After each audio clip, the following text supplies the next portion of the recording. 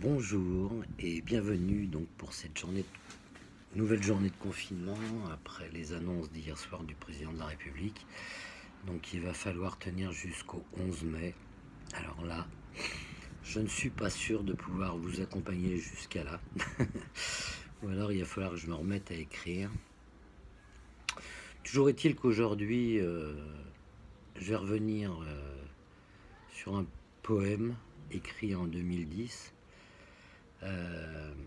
Où j'ai été confronté à la puissance d'un regard. Et ça m'a inspiré un texte qui s'appelle Miroir de l'âme, donc de 2010.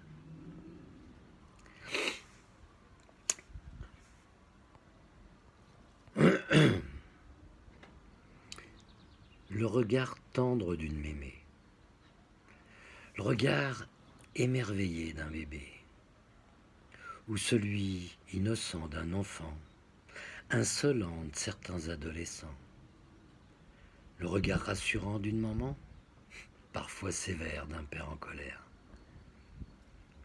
Le regard est le miroir de l'âme, disait je ne sais plus quel quidam. On peut traduire avec les yeux ses sentiments, c'est merveilleux.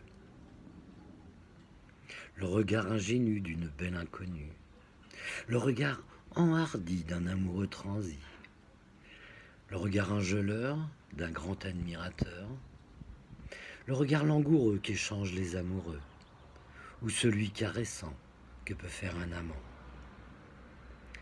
Le regard est le miroir de l'âme, disait je ne sais plus quel quidam. Les yeux expriment les mots du cœur, ils chantent tes joies et tes bonheurs. Le regard angoissé d'un réfugié, le regard horrifié d'un naufragé, le regard affolé d'un condamné, le regard exorbité d'un drogué, ou bien celui aigri d'un sans-abri. Le regard est le miroir de l'âme, dis-je, je ne sais plus quel quidam. Les yeux expriment les mots du cœur, ils crient ta haine et ta douleur. Le regard est le miroir de l'âme, disait je ne sais plus quel quidam. D'un seul regard tu peux l'aimer, le tuer ou la déshabiller. Les yeux sont de la vie la flamme, mais seuls l'enfant, l'homme et la femme peuvent pleurer ou rire jusqu'aux larmes, car Dieu leur a donné une âme.